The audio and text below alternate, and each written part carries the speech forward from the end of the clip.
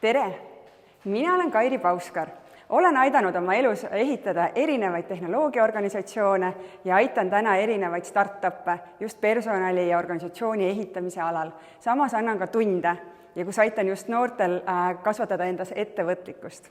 Aga täna räägin ma teile, miks on vaja pingutamist harjutada. Me keskendume, jagasin tunni 4 erinevasse plokki. Esimeses plokis räägin, miks on üldse tähtis kõigepealt unistada ja seada endale selgeid eesmärke. Pärast seda räägin kasvu mõtteviisist ja fikseeritud mõtteviisist. Ja siis võtame järgmise kontsepti, mis on mugavustsoon ja kasvutsoon. Et miks selleks, et kuhugi jõuda, peame me oma mugavustsoonist välja astuma.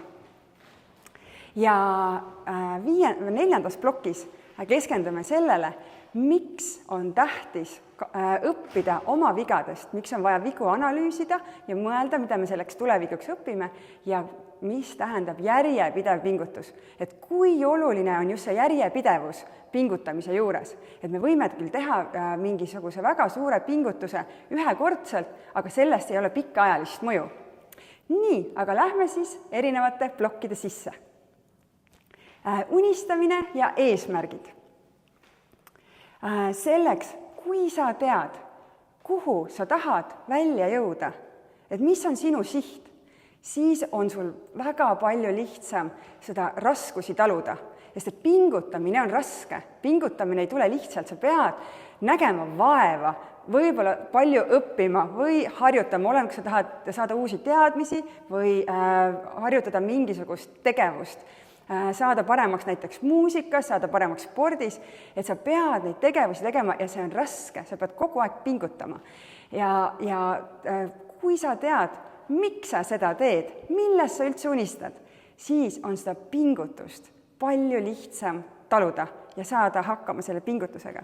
Ja sa tead, et iga samm, mis sa selle sihi suunas teed, et see aitab sind lähemale sellele sihile. Ja ehk siis selle pingutamise juures on nagu, mõtlesin sellele, et on juba nagu 4 asja, et kõigepealt mõtle endale, millest sa unistad, pane see unistus võimalikult selgelt kirja.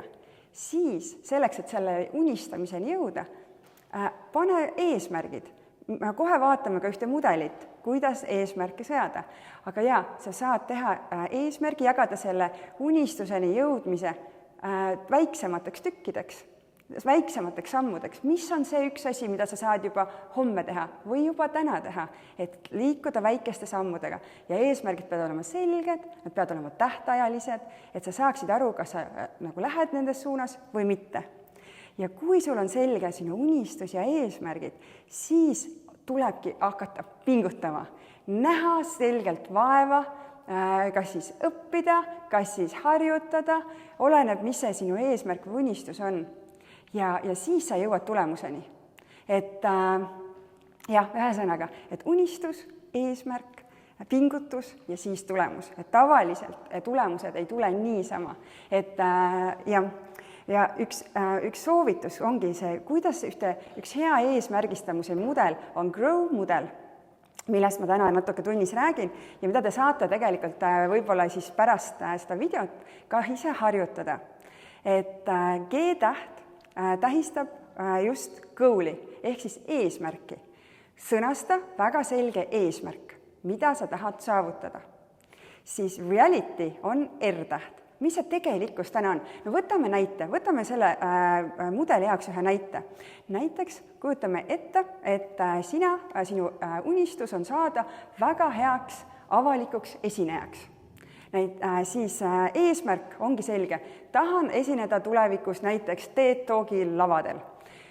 Siis tegelikkus on võib-olla see, et täna näiteks, kui sa oled 10. või 11. või 12. klass, et kui sa pead juba näiteks klassi ees esinema, sa juba tunned, et pulss läheb kiireks, nägu läheb õhetama, põlved hakkavad värisema, et võib-olla osad olete juba tegelikult ka väga tugevad esinejad, ma ei tea, et see kehtib ükskõik siis, mis muu eesmärgi kohta, mis sul on ka, aga et ühesõnaga, mis see tänane tegelikkus on, kus sa täna oma selle unistuse või eesmärgi juures oled. No ja näiteks saadki selle kirja panna, et mis see tegelikkus on. Et näiteks on see, et ma suudan küll rääkida, aga suudan rääkida ainult siis, kui mul on paberil tekst ees. Või on see, et suudan rääkida sõprade ees, aga veel mitte klassi ees. Või et klassi ees suudan, aga mitte veel kooli ees. Et ühesõnaga, kus see tegelik on? Mis takistused sul täna on, et sinna liikuda? O-täht selles GROW mudelis tähendab valikuid, ehk siis optioneid.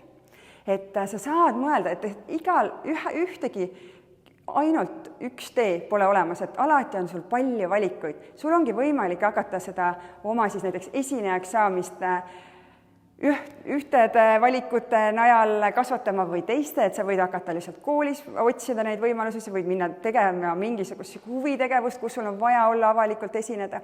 Ehk siis, et mis on sinu valikud, kus sa saaksid seda tegevust hakata harjutama ja kus sa saaksid pingutada, et saada paremaks. Ja 2 V on siis will, ehk siis tegutsemine. Mida sa täpselt teed? Pane kirja. Mida sa teed võib-olla täna, võib-olla mingi aja tagant või tulevikus, mida sa juba teed selleks, et saada sellest paremaks, kuidas saada kogemust, sest et enamus asjadega sa ei arene teoreetiliselt, vaid näiteks sa tahad saada paremaks esinejaks, sa võid küll 10 podcasti kuulata, raamatuid lugeda, aga enne sa ei saa seda kogemust, kui sa ei ole ise laval ja ei räägi ja siis suuremal laval ja siis suuremal laval. Et sul on vaja päriselt seda praktiseerida.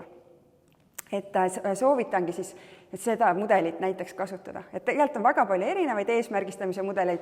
Ei ole tähtis, mida sa kasutad, tähtis, et sa paned need asjad kirja ja hakkad tegutsema ja hakkad pingutama.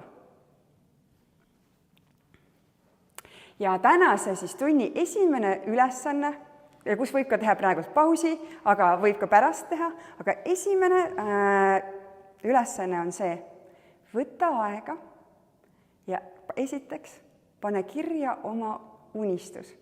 Võid panna ühe unistuse, võid ka mitu unistust kirja panna, aga võta hetk, et unistada. Ja kui sa oled pannud ka siis ühe või mitu, siis kui sa panid mitu, siis vali välja üks nendest unistustest ja kirjuta siis see eesmärk. Miks sa tahad seda sinna saada või miks see on sinule tähtis? Ja mõtle just mõtle läbi kõik need 4 sammu, mis see GROW mudelis oli. Et proovi siis sellele ühele unistusele seada väga konkreetne eesmärk. Et kus sa täna oled, mis sa juba teha saad, mis need valikud on ja mis siis tegema hakkad. See unistamine on selle pärast oluline, et muidu vahest võib juhtuda nii, et elu ise viib su kuhugi, kui sa pole võtnud aega selleks, et ise mõõdad, mida ma päriselt tahan. Ja mitte kunagi ei ole liiga hilja, et võtta aega, et unistada. Sa võid teha seda praegu gümnaasiumis, sa võid teha seda, kui sa juba oled 10 aastat töötanud või 20 aastat töötanud, et igal hetkel on nagu tähtis võtta korraks aega maha ja teha seda sama harjutust läbi, mida ma loodan, et sul on võimalik tänases tunnis teha. Aga nüüd teine plokk, millest ma tahtsin rääkida, on mõtteviis. Kuidas me üldse millelegi mõtleme? Ja mulle väga sümpatiseerib ühe teadlase, kasvatusteadlase, Carol Dwecki teooria. Tema räägib, et on olemas growth mindset ja fixed mindset. Ehk siis eesti keeles on niivõrd palju erinevaid vasteid, mis need asjad võiks kuidagi eesti keeles kõlada. Ma võtsin nagu kasvumõtteviis, ehk siis, et sa usud, et kui ma teen tööd ja harjutan ja õpin, et ma olen võimeline kasvama, et Anne ei ole ainus asi, mis mind defineerib. Ja siis teine mõtteviis, see fixed mõtteviis või fixed mindset on nagu kinnistunud mõtteviis. Et tihtipeale on nagu osadel inimestel see, et ma olengi andekas või et ma ei ole andekas, ma ei oska matemaatikat. Aga mis see tähendab, et sa matemaatikat ei oska? Matemaatikas on ju nii palju, seal on geomeetria, seal on algebra, seal on võrrandid, et mida sa siis konkreetselt ei oska ja kas sa ei saa midagi aru või sa konkreetselt ei oska seda praegust harjutust või ülesannet. Et väga tähtis on see, et kuidas me millelegi mõtleme ja mida me iseenda kohta usume. Et tähtis on see, et kui me usume, et no, kui me üldse suudame niimoodi mõelda, et kui ma näen vaeva, võtan näiteks seesama matemaatikast, ma tean, et väga paljudel noortel inimestel on uskumus, et ma ei ole matemaatikas hea ja meil ka isegi eksamid ja kõik näitavad, et paljudel ongi see väga raske, aga see on tähtis tekitada endale see arusaam, et võib-olla, et ma veel ei oska näiteks see konkreetset ülesannet või seda teemat, eks ju, aga kui ma võtan selle pulkadeks lahti, proovin aru saada, otsin võib-olla sõbra, kes juba oskab, või siis räägin nagu õpetajaga või siis lapsevanemaga, aga kui ma näen vaeva, siis ma hakkan oskama. Ja eriti oluline üks sõna, mis seda mõtteviisi väga tugevalt nagu illustreerib, on veel, eesti keeles veel, et see on nagu, see väljend on nagu power of yet, et mitte see, et ma ei oska matemaatikat või et ma ei oska näiteks seda algebra ülesannet või seda võrrandit, vaid et ma veel ei oska, et ma veel, näiteks ma tahan saada väga heaks tantsijaks, või et ma tahan joosta, ma ei tea, 100 meetrit ajaga 13 sekundit, aga ma veel ei suuda seda teha, aga kui ma teen trenni, teen jõutrenni, teen lõigutrenni, noh, ma ise olen olnud kunagi sportlane, et siis ma sean endale eesmärgi ja kõik need, millest me enne rääkisime, et kui ma näen selle nimel vaeva ja mul on see usk, et ma olen võimeline arenema, kui ma pingutan, et see päriselt aitab, et see ei ole mingi asi, mis keegi lihtsalt mõtles, aga seda on päriselt teaduslikult uuritud ja tõestatud, et nagu inimesed ja noored inimesed või vanemad inimesed, et kellel on see mõtteviis, et nad usuvad, et inimene ei ole lihtsalt andekas või andetu, vaid et kui ta otsustab pingutada millegi nimel, siis ta on võimeline arenema. Ja igal hetkel ja tänapäeva maailmas on see eriti tähtis, sest et me elame nii muutuvas maailmas, et me ei tea, mis 10 aasta pärast, millised tööd on alles, millised tööd on muutunud, millised tööd on juurde tulnud. Ja väga tähtis on see mõtteviis, et kui ma otsustan midagi õppida või siis midagi harjutada ja näen selle nimel päriselt vaeva ja olen selles järjepidev, siis ma saan kogu aeg paremaks. Jah, me ei saa, kui mina olen juba üle 40, ma ei saa täna enam, kui otsustan hakata balletti tantsima, me ei jõua mitte kunagi järgi nendele baleriinidele, kes on nagu terve elu seda teinud, aga ma saan iseendaga võrreldes paremaks, eks ju, et selles mõttes on nagu oluline ka, et mis on need realistlikud ootused. Ja ma selle teise ploki lõpus soovin, et sa võtaks korra hetke ja mõtleksid, kas siis mingi oskuse, näiteks klaverimäng, sport, ma ei tea, AI tundmine või siis mingid teadmised, näiteks matemaatikas või ükskõik mis aines, et mida sa tahad osata väga palju paremini, aga täna veel ei oska. Ja palun pane ka kirja, mis on see pingutus, mida sa oled valmis tegema selleks, mis on see samm, mida sa oled valmis tegema selleks, et sa hakkaksid oskama või et sa saaksid teada, et sa saaksid teadmisi selles konkreetses asjas. Et võta see ja pane see palun endale kirja.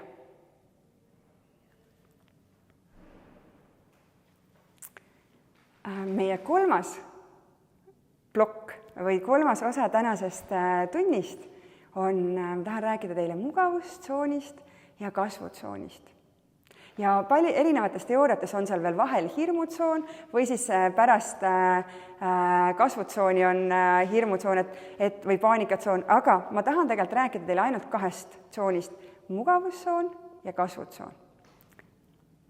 Ja kui me kujutame ette, siis mugavustsoon on see koht, kus mul on juba hea turvaline olla, kus mul on kontroll näiteks tulemuse üle, näiteks võtame seesama nagu noor, kes tahaks saada TED Talkile kunagi tulevikus esineda.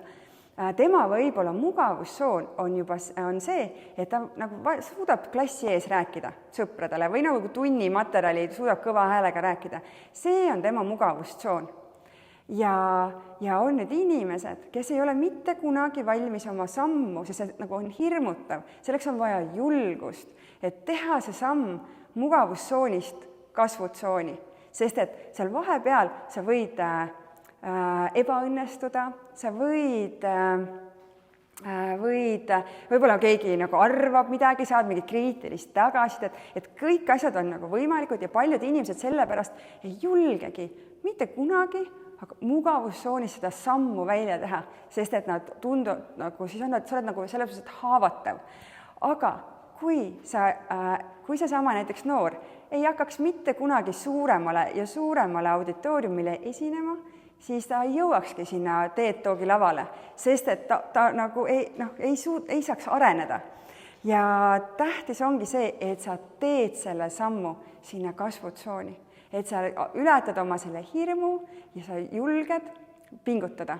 Ja tegelikult elus on, kui sa mõtlete edukate inimeste peale, nad on kogu aeg pidevalt astuvad oma mugavustsoonist välja, võtavad vastu suuremaid väljakutseid, võtavad vastu asju, nad tihtipeale lähevad teadmatusse ja nad ei ole üldse kindlad, et kas see näiteks uus töö või mingi uus väljakutse, kas nad suudavad seda isegi ära teha, aga kui nad ei võtaks seda võimalust vastu, siis nad ei saakski teada ja nende mugavustsoon jääkski selleks pisikeseks tsooniks. Ehk siis mugavustsoonis inimene tavaliselt tunnebki, et tal on asjade üle kontroll, ta tunneb ennast turvaliselt, ta teeb asju, mida ta juba oskab teha, kasutab teadmisi, mida ta juba teab, et tal on olemas, seal on väga madal risk ebaõnnestuda ja stressi ei ole. Aga ei ole ka kasvu, ei ole ka arengut. Ja me ei jõua nendele teie enda eesmärkideni või teie enda unistuste täitumiseni, kui te ei pinguta ja ei arene. Ja kasvutsoonis, mis siis ongi tähtis? Astuda sellesse uude olukorda, õppida neid uusi teadmisi ja oskusi ja pingutada, sest see viib arenguni. Ja ebamugavus on märk sellest, et sa liigud edasi, et sa lähed oma sihile lähemale. Meie 3. ploki lõpus ma soovin, et sa võtaks jälle hetke ja mõtleksid siis kas siis oma selle konkreetse unistuse peale või millegi selle eesmärgi peale ja mõtled, mis on need sammud, mis aitavad sul selle oskuse või unistuse jaoks minna oma kasvutsoonist, tähendab oma mugavustsoonist välja ja astuda sinna kasvutsooni. Et ületada see hirmuvtsoon, kus sa või tulla, oled haavatav, et kuidas sa saad liikuda sinna kasvutsooni. Pane need mõtted kirja. Näiteks seesama esinemisega olekski, et otsin võimalust, kuidas kooli ees näiteks on lõpuaktused, on igasugused üritused, otsin võimalust, kuidas ikkagi koolis rääkida. On väga palju muid üritusi toimumas igas riigis, otsin mingeid võimalusi, kuidas proovile panna. Teen avaliku esinemise internetti. Neid võimalusi on väga palju. Eks ju, et võta hetk, mõtle selle oma soovi peale ja mõtle, mis on need sammud, mis aitavad sul liikuda mugavustsoonist kasvutsooni.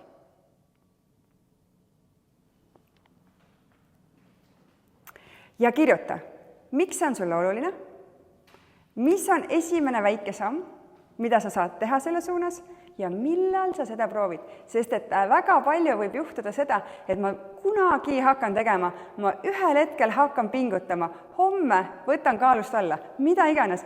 Tähtis on see, pane kirja, anna endale lubadus, millal sa päriselt teed ja hoia siis seda lubadust iseenda jaoks. Ja nüüd 4, meie viimane plokk on 2 erinevat väga-väga olulist veel mõtet, mis ma tahan teile siit kaasa anda. Esimene on järjepidevus. Et me võime teha, mis juhtub näiteks inimestega, kes mõtlevad, ma nüüd hakkan hästi sportlikuks, et ma nüüd hakkan näiteks kogu aeg jooksmas käima, siis esimese entusiasmi pealt käiaksegi näiteks esimene nädal, võib-olla mõni veel teine nädal ja võib-olla veel natuke ja siis vajub ära. Näiteks spordiklubide käive kõige suurem on alati aasta algust tehakse tohutult lepinguid, antakse uusaasta lubadusi ja juba veebruaris inimesed spordisaali ei jõua. Et tähtis, kõige tähtsam on see, harjuta kas või, ma ei tea, 15 minutit, eks ju, päevas, aga tee seda järjepidevalt.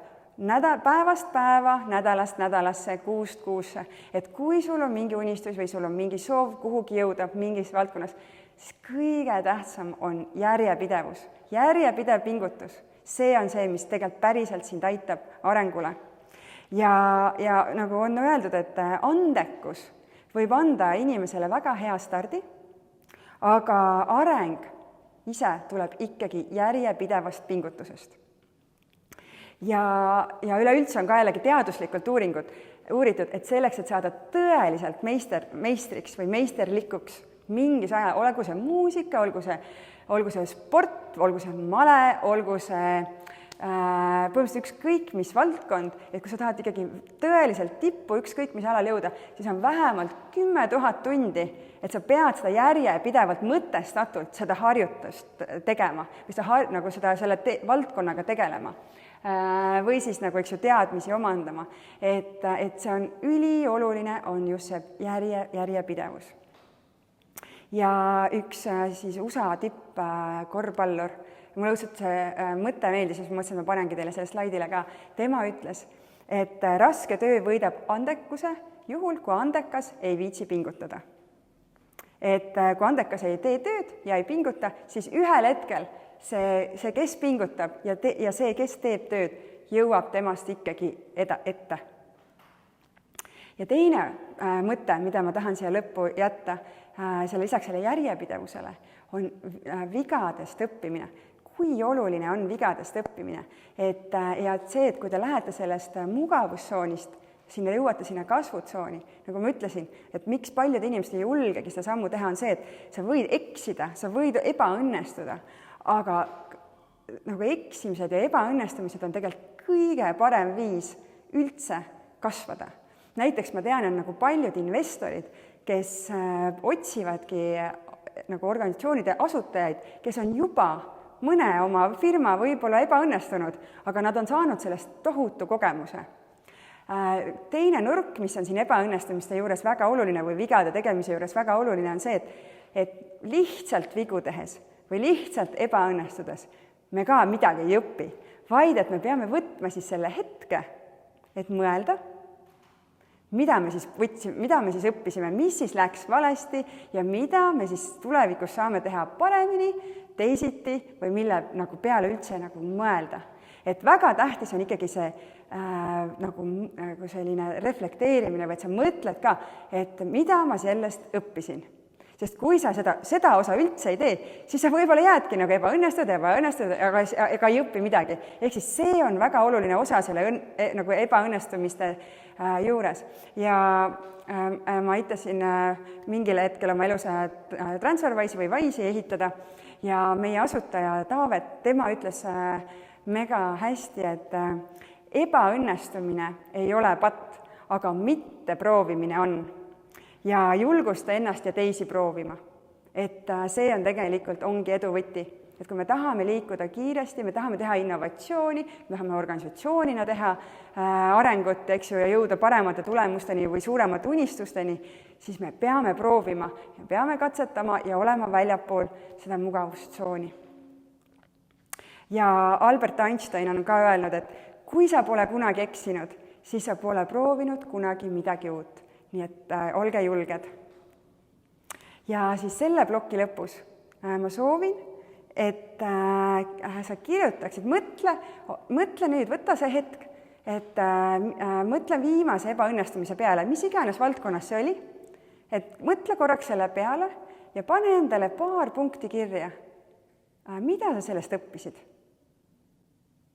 Mida sa saaksid tulevikus võib-olla teisiti teha?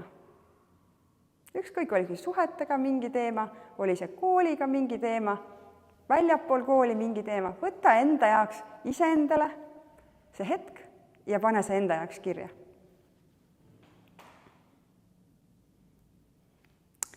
Ja olemegi jõudnud meie tunni lõpuni. Ehk siis kokkuvõttes tahan öelda, et unista suurelt ja sea selged eesmärgid. Ja kui sellest ei ole üldse hullu, kui sa täna veel neid asju ei oska või veel neid asju ei tea, aga kui sa usud, et inimene suudab areneda, kui ta näeb vaeva, pingutab ja on järjepidev, et inimene saab areneda, sa saad kogu aeg paremaks, kui sa näed nendel teemadel vaeva. Ja ole julge, et astuda välja oma mugavustsoonist.